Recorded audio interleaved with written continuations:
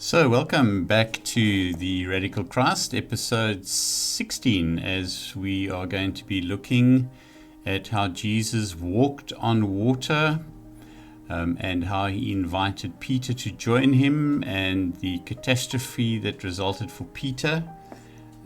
So I look forward to unpacking this story about Jesus' life in his ministry as we look at issues of fear and we look at finding ways of balance. See you in a minute.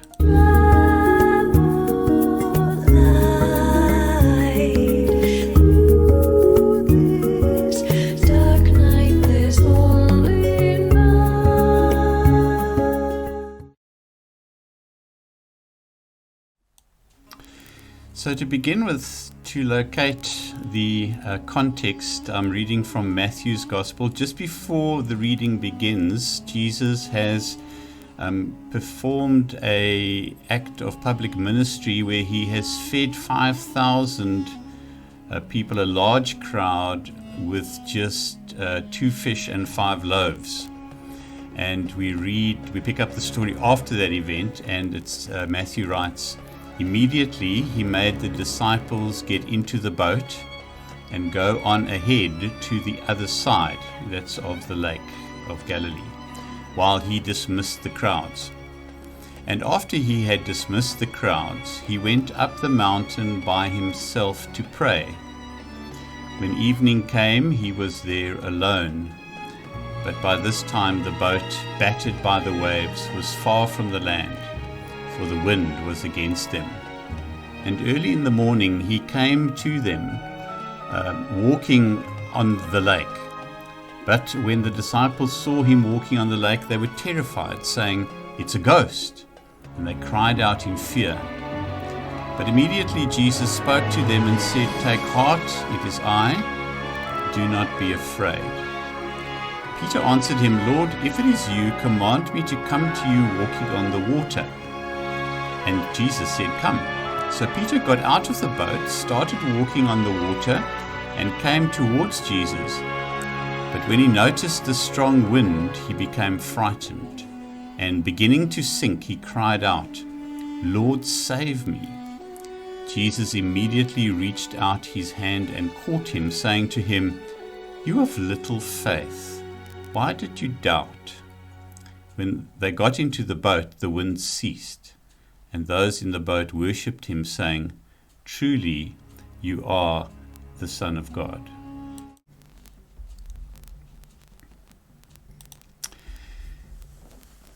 So the temptation for us Westerners with this particular story is to fall into the trap of saying, how did that work? It's not scientific. People can't walk on water.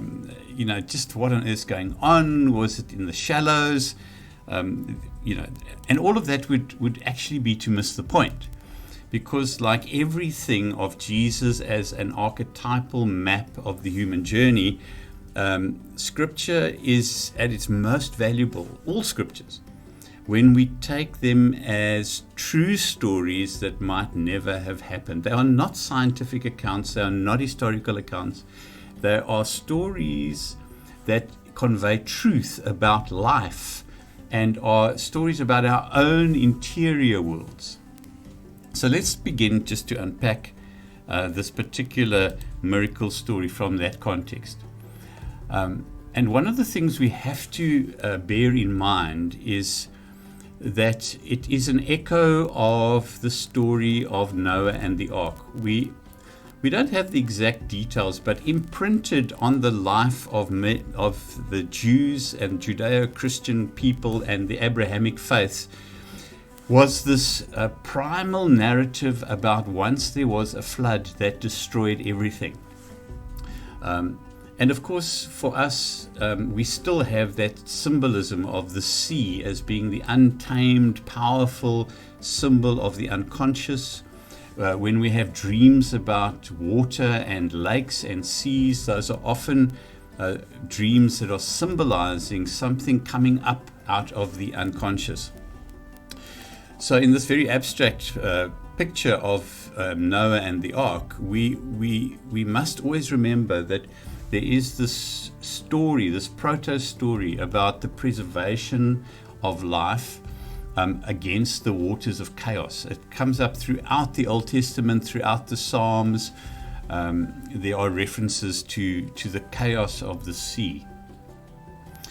And so in the sense that Jesus walks on the water, there's this image that of a reference back, because if you look at it as an ark, there is a new community. There is a new group of people who are being called out and preserved. And so the meeting of Jesus on the lake in the storm and inviting Peter to walk with him comes out of that context. The waters of chaos, probably not as calm as this picture. Maybe this is a better representation, but in whatever imagery works for you, there is the sense of Jesus coming to the disciples who are going to drown. They are in fear of their lives, and Jesus comes calmly walking across the water towards them, and there's this encounter where he invites Peter. So the first aspect I ask you to notice is how the word "but" comes up in the passage. We read about Jesus comes walking towards the disciples on the lake, but, and then Peter got out of the boat, started walking on the water, and came towards Jesus, but. And in both cases, the "but" is followed by a reality of fear. There's the fear of the disciples that Jesus is an apparition or a ghost or some demonic force. And then the second "but" is that Peter takes his eyes off Jesus, and then looks at the waves and becomes afraid.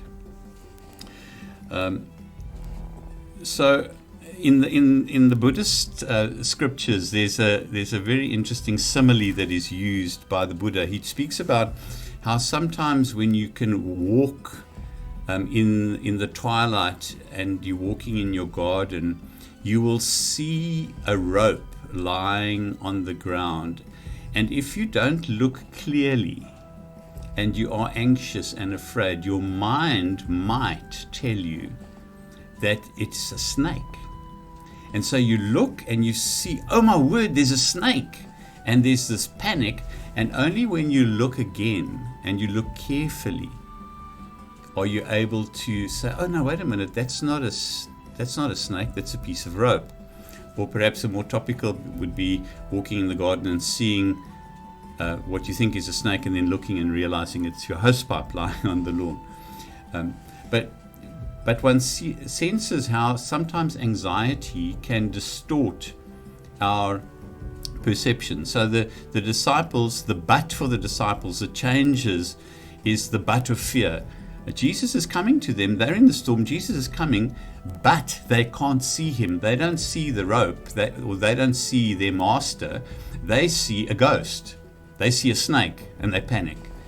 Peter is walking towards Jesus. He's going to be with Jesus by invitation, but he then looks and he sees the waves and he panics. Now, I know this is a cliche, but it's still, I always say that cliches are cliches because they are true, and that's why we repeat them so often and they become cliches. But there is this acronym for fear that I think is quite valid. That fear is often false evidence appearing real. False evidence appearing real. It's a rope, it's the hosepipe, it's not a snake. But our fear can distort our perception. And so I invite you just to take a moment and to think about how many times have we allowed our fears to distort our perceptions of reality. How we can often become obsessed with things that are not actually as we think we see them to be, but we're panicking about the ghosts, We're panicking about the waves. We're panicking about the snake, and we're not seeing Jesus. We're not seeing that it's actually just a hosepipe. And so sometimes one needs to realign your perceptions for the overcoming of fear and the healing of that anxiety. How did Jesus keep his balance, and how was he able to avoid being overwhelmed by fear? Well, the balance that Jesus keeps is in this passage. So if we see the pendulum goes to the extreme at number 1, the middle is number 3, the extreme of number 5. If we look at the life of Jesus, you will notice in this passage that there is a huge clue. And it comes right early on. So Jesus, as I said before, has fed the 5,000. So he's been in the crowd. He's been with this crowd of 5,000 demanding people. He's fed them. He's healed their sick. There's been this huge outflow of energy from Jesus. And then we read, he's dismissed the crowds, sends the disciples away, and after he had dismissed the crowds, he went up the mountain by himself to pray. When evening came, he was there alone, but by this time the boat, battered by the waves, was far from the land, for the wind was against them. Can you see the balance? So Jesus has the outflow of his public ministry, and then he has the time where he goes into solitude, and he goes into retreat, and he goes into prayer to recover. And so there are these rhythms in life between extroversion and introversion. We can't always just be pouring out. We sometimes have to pull back and gather ourselves. There is the rhythm between silence and speech. We can't always just be talking. Sometimes we have to stop and become silent and then discover the real truth that we are looking for is not found in the words, but actually found in the silences in between. There is the rhythm between prayer and action. One of the distinctions between Eastern and Western religions is that the Eastern religions tend to focus very much on interiority, on meditation, on sitting and clearing the mind, whereas the Western, the Abrahamic religions are all about action, about compassionate service. And in a fascinating interview with the Dalai Lama that I read recently, somebody cynically said to him, I'm sure you have great problems with Christianity in the West. And he said, oh no, he said the Christian religion is a magnificent religion. It's wonderful. He says the acts of Christian service that Christians perform in the world are very, very powerful. And so the balance, the imbalance between them is that in the East, it's very tempting just to become all meditative and sitting on the cushion and looking for enlightenment and not doing anything. And so one of my teachers, Tanisara, who is a Buddhist practitioner, has written a book which calls Time to Get Up, Time to Engage. We can't just all sit here meditating. There are problems in the world.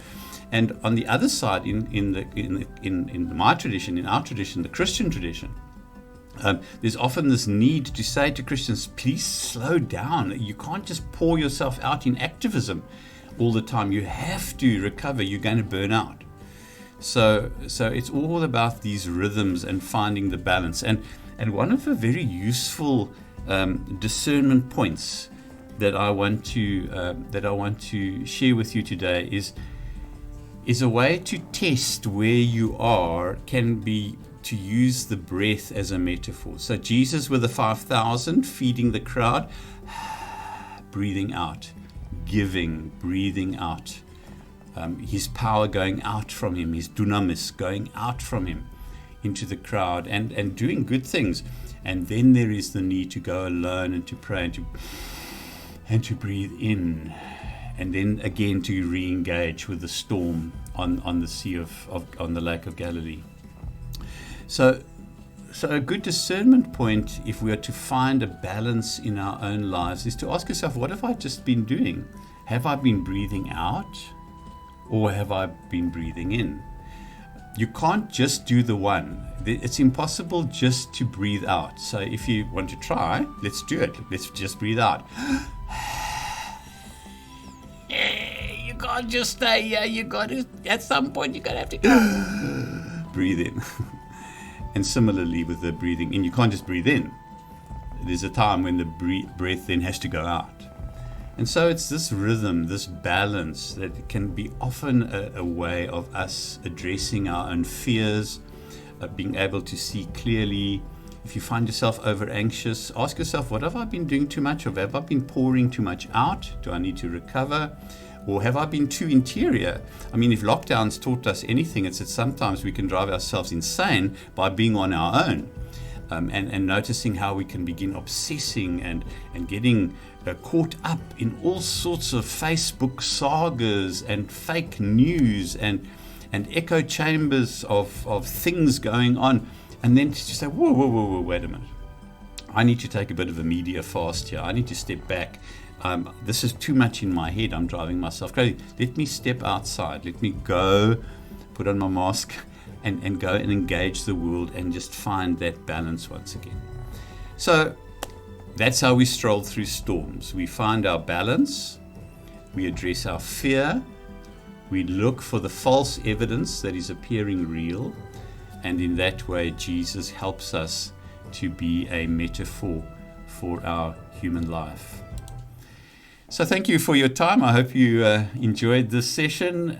It was lovely to be with you once again. And please like and subscribe on this video. It helps to get the word out there. And I'll see you again soon. Thank you very much.